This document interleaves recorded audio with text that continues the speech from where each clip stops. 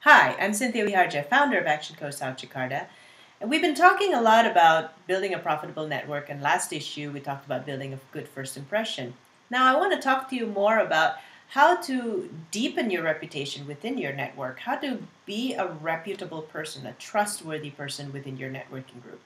And I figure there's three keys to doing that. Now, the first key is actually pick the networking group that you like. You might not hear this a lot when you're learning networking. Pick the group that I like. What do you mean by that? Do I really have to like them? I'd say yes. And I told you in the last tape, I said I invested 27 million rupiah, which is about 2,700 US dollars, just getting involved, attending events, paying for membership, things like that over a couple of years.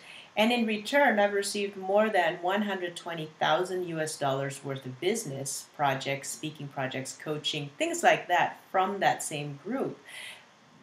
And honestly, I don't think I could have done that. I don't think I could have put myself out so much and just helped so many people in that group if I didn't like who I was with.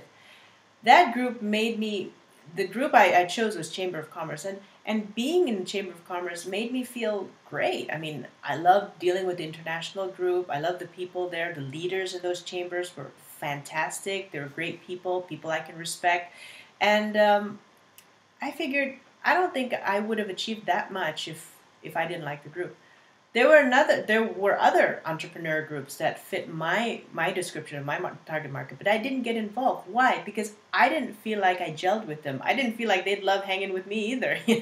I just didn't feel like there was a chemistry there. And I attended, once, twice, and I decided, that wasn't for me. So the first quest of building a profitable network for me was finding a group that I sincerely liked. That's point number one. Point number two is get involved. And this is why point number one is so important. If point number one is achieved, then getting involved should be no problem. The problem I find that people wanting to build a profitable network is they don't go deep, they go wide. They go to like 20 networking events per month and just kind of like drop on them, as guests. There's no uniqueness. They don't show up as anything except just an average guest out of 100 people. And then how are you supposed to build a reputation? Especially if you go all out and become a salesman in each one of them, then you do have a reputation, but it's not really a good one. So the key is get involved. I mean, just a couple of examples. I served on the board of British Chamber of Commerce in Jakarta for 3 years. Yes, it took time, it took effort, but one, because I like the people, then two, I get to demonstrate what I can do. I mean, I remember in those Chamber of Commerce, in those board meetings, I used to ask questions. I used to ask questions to make people think. And to me, some of them came back to me and said, "You ask good questions." And I said, "Well, thanks. I mean, that's what I do. I'm a coach. I ask a lot of questions." There was also a time where I contributed by providing free training for the Chamber of Commerce staff. I figured, this is a nonprofit group. They don't have any budget for training. They certainly couldn't afford to hire me to train them for a morning. And I decided, but, they're a good bunch of people. I figure everyone needs to learn a bit about customer service. I know a bit about that. And I offered that. And they took it up and we had a great time. And yes, of course, out of reciprocity, every time they introduced me, and because we had such a great time in that training, the staff even knew me and they said like, "Oh, this is Miss Cynthia, Coach Cynthia, our coach, she's great, blah, blah, blah." That won me a lot of reputation as well.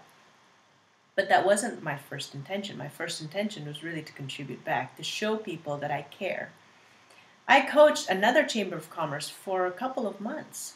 In exchange, sure, they introduced some clients to me, but really, I looked forward to going to their office every single month, or was it every 2 weeks? I can't remember. But I looked forward to it because it was such a great interaction. I liked the people. I loved the way they welcomed me. They were just great people. The leader was fantastic. And I just thought, why not? Why not? What else do I have to do? I mean, really, I've got some time. Why don't I do that? Even in the times where I was really busy, that provided a break for me and just say, look, this is the time that I'm going to set aside to contribute, And you can say, well, she's a business coach. She can do that. She can train. She can do that. What do? I sell cameras. Okay, well, think of a topic that you're good at. You know, what about personal grooming?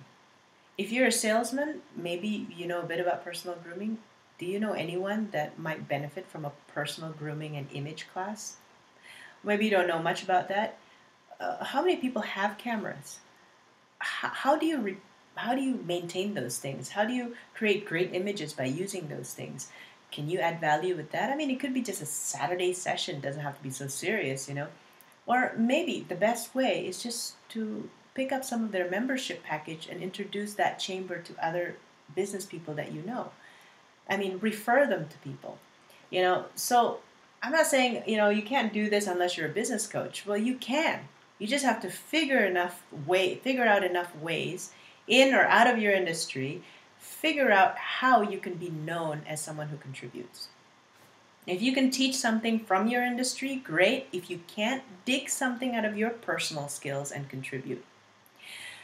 The third point I want to make is, how do you net help? It's not just about networking, getting leads, closing the sale.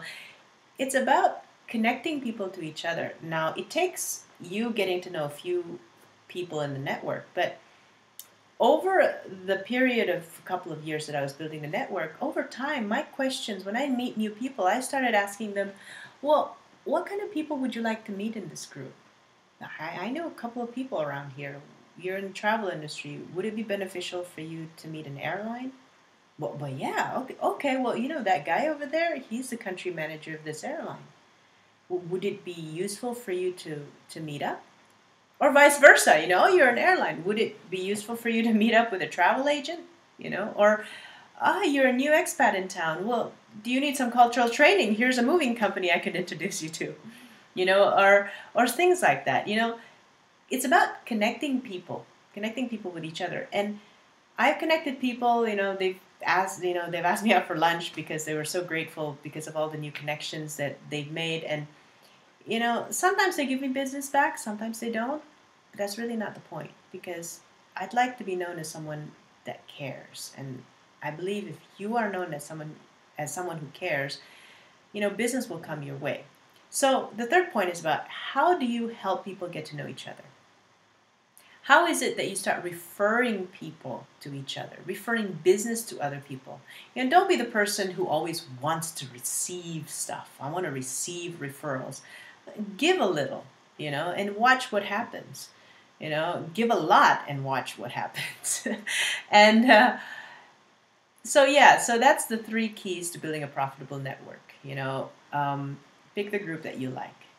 That's first and foremost, because you're going to get involved. That's the second key. And once you start to get to know more people, give. Net help.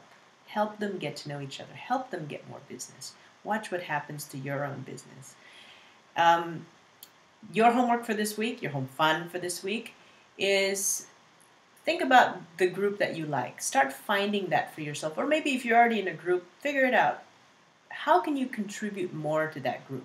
And how can you net help in that group? How can you implement these 3 keys that we've been talking about today and just implement that in your own industry, in your own business? So I'll leave you with that home fun, and I'll see you in the next video blog.